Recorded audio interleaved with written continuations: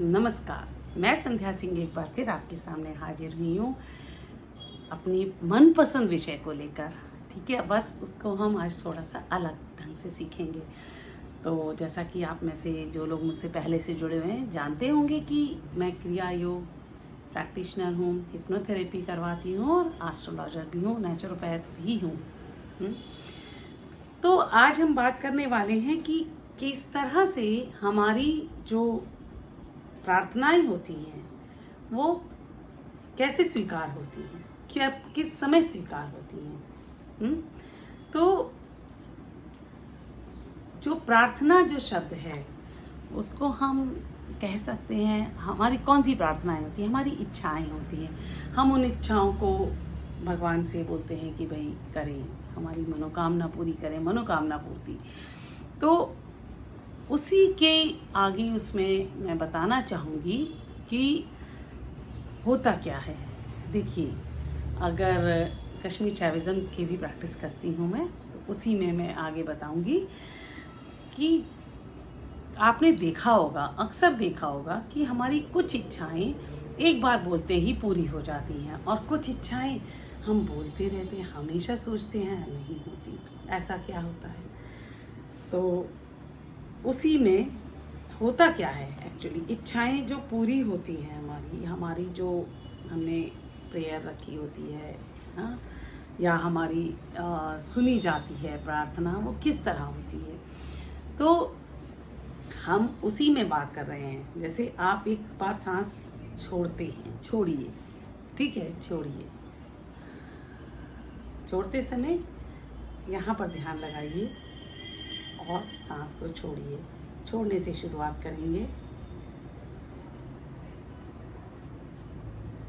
अब जब सांस भरेंगे तो आप अपनी जो आपकी पूंछ की हड्डी यानी टेल बोन है, यानी रीढ़ की हड्डी का लास्ट का जो छोटा सा हिस्सा है, वहां पर ध्यान लगाएं। वहां से भरना शुरू करेंगे। ठीक है। अब इसमें जो आपने सांस छोड़ते हैं, देखिए एक छोटा सा समय ऐसा होता है, बहुत ही कम, छोटा सा ड्यूरेशन है, उसमें ना हम सांस लेते हैं ना छोड़ते हैं। वो जो चीज़ है, जब हम सांस लेते और छोड़ते नहीं हैं, वो जो बिंदु है उसको हम कहते हैं प्राणों का आयाम, प्राणायाम। प्राणायाम सांस लेना और छोड़ना से ज़्यादा उसकी वस्तु है जो बीच में जो छोटा सा गैप है। उस गैप में, वही जो गैप है वही हमारे अंदर शिव का रूप है, वही शिव है। हाँ, शिव वही है। तो अब जब हम उस पर फोकस करते हैं, वो एकदम शून्य है, उसको हमारी, वो एक तरह से कह सकते हैं, इस शिव का जो हिंदू हैं वो अपने प्रभु को वहाँ देखते हैं। और जिस समय हमारा वो वाली जगह पर हमारे मन का कोई विचार, जो भी प्रार्थना उस पर्टिकुलर मोमेंट पर जब हम ना सांस ले रहे हैं ना छोड़ रहे हैं, उस जंक्शन, उस संध्या पर, उस संधि पर, तो हमारी मनोकामना तुरंत पूरी होती है। तो सारी जिंदगी का जो अभ्यास है वो एक बीच वाले गैप पर है। हाँ, तो ये हमारा हो गया। अब हमें इसको कैसे हम और ज़्यादा सीख सकते हैं। जब आप प्राणायाम करते हैं तो उस गैप के ऊपर फोकस करें। वो हमारा जो गैप है उस पर फोकस करें, वही शिव है। तो धीरे धीरे हम उस गैप से जनरली कनेक्ट होते रहते हैं। और मैंने जो देखा है, उस गैप पर कई बार जब मेरे पास ऐसी स्थिति आती है जब मैं डिसाइड नहीं कर पाती या मुझे लगता है कि ये होगा काम या नहीं होगा, उस वक्त मैं उस गैप को ध्यान लगाते हुए सरेंडर कर देती हूँ कि हे प्रभु, मुझे समझ नहीं है गलत है या सही है, और उसको सरेंडर कर देते हैं। और ये जो गैप है आपके हर कर्म से परे है। जी हाँ, कर्मों के बियॉन्ड है। तो जो कर्म क्या है, हमारा दिमाग, हमारी सोच, हमारा विचार, हमारी उसी से वो हमारे कर्म है। तो ये तो हमारी ये बात होगी। अब हम थोड़ी सी और आगे बात करते हैं। देखिए, जब हम कहते हैं ना आत्मा से जुड़ते हैं, जब हम इस गैप से जुड़ते जाएंगे, और ये अभ्यास का विषय है और बहुत सालों का भी अभ्यास चाहिए हो सकता है, और अगर आपने पीछे कभी पिछले जन्म में करा है तो हो सकता है आपका जल्दी हो जाए। वो जो गैप है वहाँ पर वो एक तरह से कोरी स्लेट है, कोरा कागज़ है। उस समय हम जो चाहे वहाँ लिख सकते हैं, लेकिन अब इसमें हमें ध्यान क्या रखना होता है कि हमारे को अपने मन को शुद्ध करना बहुत आवश्यक है। उसके लिए हम अच्छी अच्छी किताबें पढ़ें, जैसे गीता है, भगवत गीता है, उसको पढ़ें, ताकि उस गैप के समय हमारी बुरी वाली जो चीज़ें हैं, बुरे वाली जो शब्द हैं, बुरे वाले विचार हैं, उसके भी फलीभूत होने के चांसेस बढ़ जाते हैं, हो जाता है। इसीलिए हम कहते हैं कि मनसा वाचा कर्मणा, यानी मन अपने कर्म और वाणी तीनों चीज़ों को करे। हाँ, तो उस स्लेट पर अच्छी बातें जो आपके लिए भी अच्छी हो, दूसरों के लिए भी अच्छी हो, वैसा करें, क्योंकि फिर वहाँ पर जो आपने अपना कर्म क्रिएट किया वो आपको ज़्यादा देर तक नुकसान पहुँचाएगा। हाँ, तो ये तो हमने प्लेग्राउंड तैयार कर लिया अपनी इच्छा पूर्ति के लिए। हाँ, ये जो प्लेग्राउंड है, जो हमारा ब्लैंक स्लेट है, उसमें हम हर वक्त कुछ कुछ करते हैं लेकिन जानते नहीं हैं। तो एक अवेयरनेस होना, हाँ, उसका अभ्यास करिए।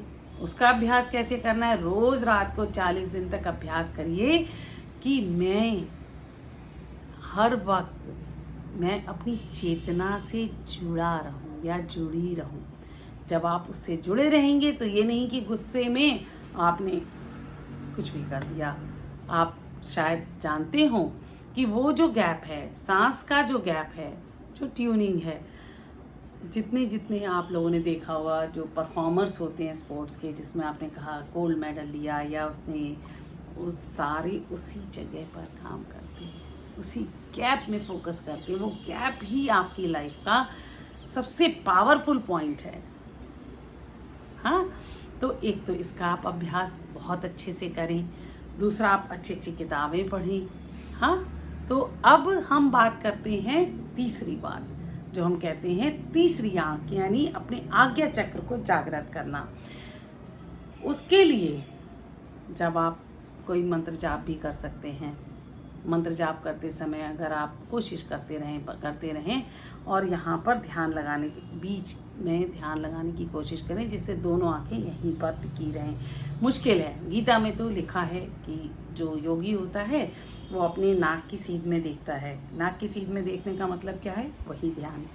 हाँ, तो इस चीज़ को हम इस तरीके से अभ्यास करिए, खूब सारा अभ्यास करिए, तब होगा। आप सोचें कि उसमें लिखा है मुझसे तो 2 दिन से कर रही हूँ, या बरसों भी लग सकते हैं, है ना।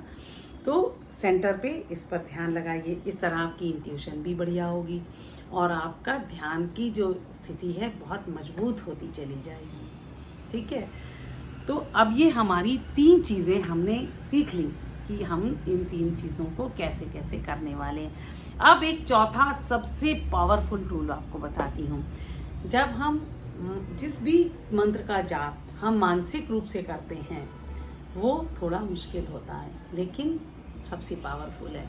जैसे आप सोचिए, आप हनुमान चालीसा पढ़िए, मन मन में पढ़िए, आप देख के पढ़ते हैं वो इजी है, लेकिन अगर आपको ध्यान की गहराइयों पे जाना है तो वो जो हनुमान चालीसा है उसको आप मानसिक रूप से उसको पढ़िए, मन ही मन पढ़िए। बहुत बार ऐसा होगा कि आप कहीं और बीच में से आपका जो ताना बाना है टूटेगा, फिर से कोशिश करिए। आपके पास मन भी है, सांस भी है, ध्यान भी है, सब कुछ तो है ना। इसका इस्तेमाल करें। तो ये हमने 4 तरीके से अपने ध्यान को मजबूत करने का तरीका सीखा और उसका हमें कैसे लाभ मिल सकता है जब हम ये जो प्रेयर्स हैं उसको करें। सबसे पहली जो मैं समझती हूँ प्रेयर है वो है कि आप जो है आपको भक्ति मिले, है ना, चेतना मिले। जी हाँ, कि आप कभी भी कितने भी गुस्से में आ जाएं, कभी किसी को श्राप देना और किसी के बुरे बारे में बुरा सोचना, क्योंकि उसका नुकसान उसको होगा तो होगा, हमें ज़रूर होगा।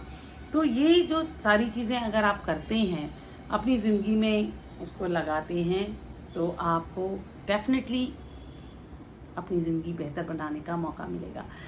इसके लिए आप चाहे तो इस तरह चेयर पर बैठकर कर सकते हैं, चाहे आप शवासन में लेटकर कर सकते हैं, जो आसन आपको पसंद है। बस ये ध्यान रखें थोड़ा सा आपके जो चेस्ट है ओपन रहे, कपड़े ढीले डाले हों, आसपास टेम्परेचर भी ठीक ठाक हो। कुछ दिनों में इस चीज़ का फ़र्क नहीं पड़ेगा और कुछ दिनों में आपके ध्यान की स्थिति इतनी अच्छी हो जाएगी कि आसपास कुछ भी हो रहा होगा तो आप तब भी उसमें ध्यान लगा सकेंगे। अभ्यास की वस्तु है, करते रहिए, जुड़े रहिए। उम्मीद करती हूँ आज का वीडियो आपको बहुत अच्छा लगेगा। आप इसका अभ्यास करें और अपने कमेंट्स जैसे कि आप हमेशा देते आए हैं दीजिए। तो क्यों ना अपनी इंट्यूशन बढ़ाएं, क्यों ना अपनी ज़िंदगी बेहतर बनाएं। हाँ, मनुष्य का जन्म मिला है ना। देखिए, मनुष्य के जन्म में जो मुझे लगता है सबसे बड़ी बात है कि हम बहुत आसानी से कम्युनिकेट कर सकते हैं और बता सकते हैं कि भाई ये कर लीजिए, वो कर लीजिए, तो इसका पूरा लाभ उठाएं। हाँ, तो फिर मिलूँगी आपको एक इसी तरीके की वीडियो लेकर, जो कि मैं हमेशा से करती आई हूँ। कर्म के बंधनों से छूटना है, अपनी जो ग्रह लेकर आप पैदा हुए हैं जन्मपत्री, उससे भी आपको छूटना है। तो ये ध्यान उसका सबसे कारगर तरीका है। फिर मिलते हैं, तब तक के लिए नमस्कार।